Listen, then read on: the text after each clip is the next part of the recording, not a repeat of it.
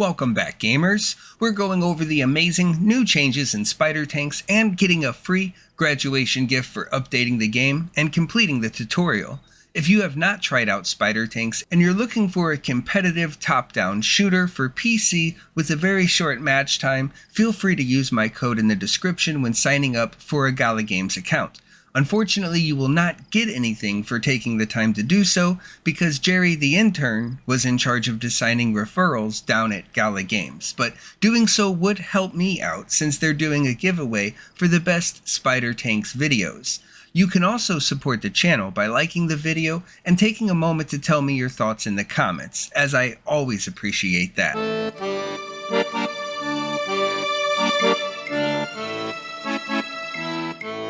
Now, I'm not trying to be an asshole or anything, but I'm just going to be blunt.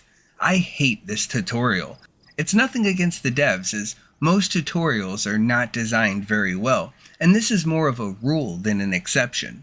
The best tutorials leave the player feeling as if there was no tutorial at all. Next to that, the best thing is literally having no tutorial at all. Gamers don't want someone to hold their hand and guide them through the game as if they were stupid.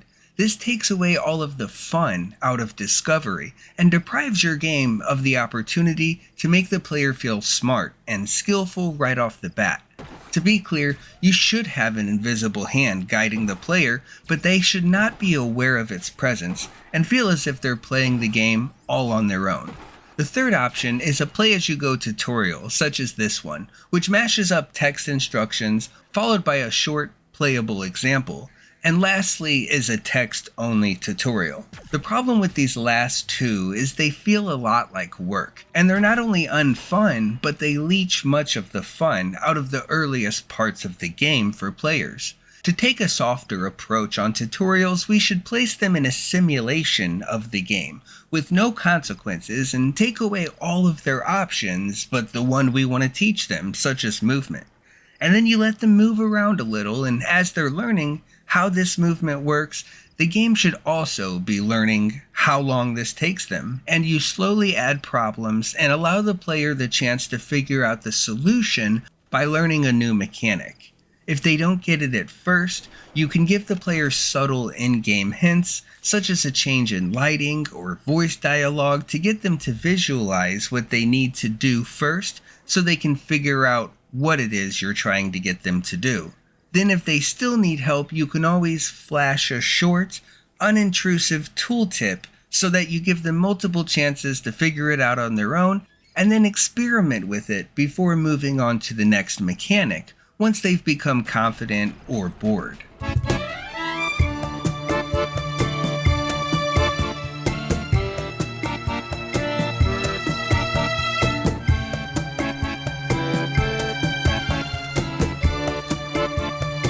The Legend of Zelda games are some of the best examples I could think of that are really well recognized for this feat.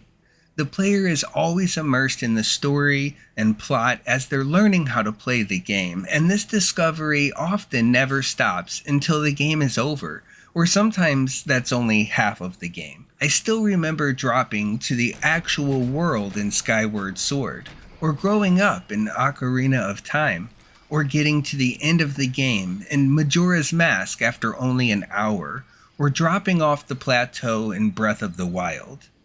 The first levels of a Mario Bros. Game are always about letting the player learn new mechanics before challenging them and then adding more. I have never heard of someone not being able to figure out how to play Mario Bros. Or complaining about the tutorial. Anyway, that's enough about those tutorials. Let's move on to the start of Season 1.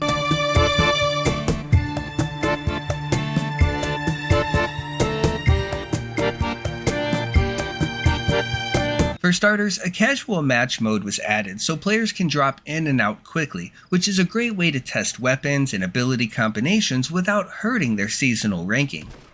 These matches will be auto-filled with bots when required, and players might get dropped into the middle of a match already underway when joining. Once you complete the tutorial, you will be required to play a casual match before the ranked option opens. Personally, I would like to see this amount increased until new players can enter ranked matches. One way to do this would be through quests for weapons and tank body proficiency. Let players pick any weapon and body they want in casual mode, and once they have used each one for a few matches or gained enough kills or done enough healing for that specific weapon, they can begin playing ranked. And this way they'll be familiar with everything their enemies might throw at them.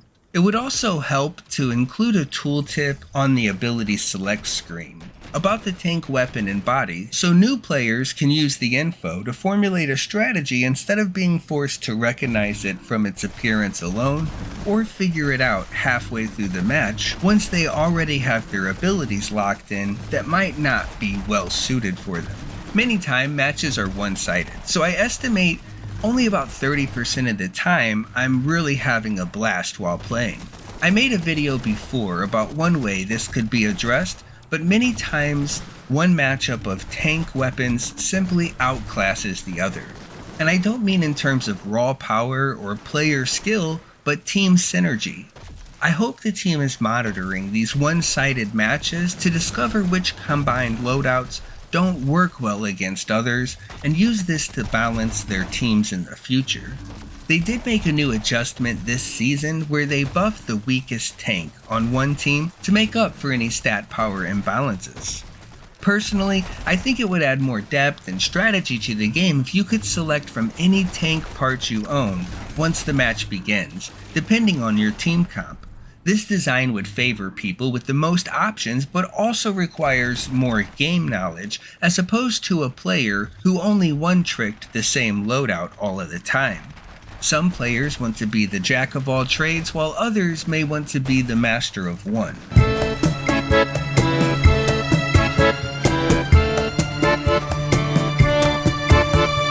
Some excellent quality of life additions are the label telling players that you only need 2 tanks to push the chicken at max speed.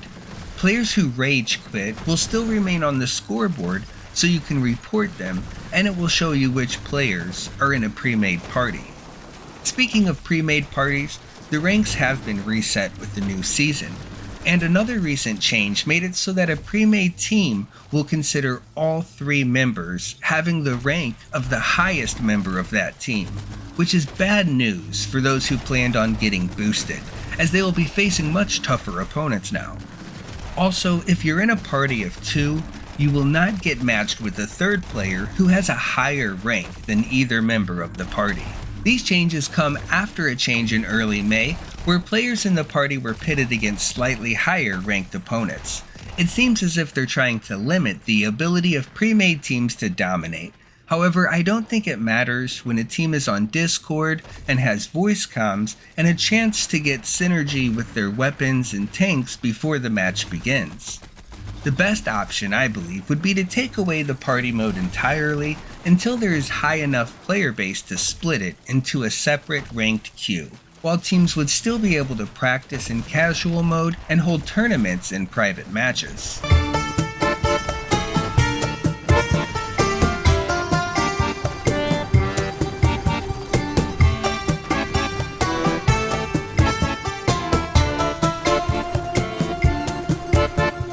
A few more suggestions would be to have voice comms implemented into the game and reverse the default keybinds for text chat. Y is for team chat and T is for all chat, when T probably makes more sense to be team chat. You may say I'm nitpicking here, but I can't tell you how many times I've accidentally told the enemy team my elite strats and alpha calls.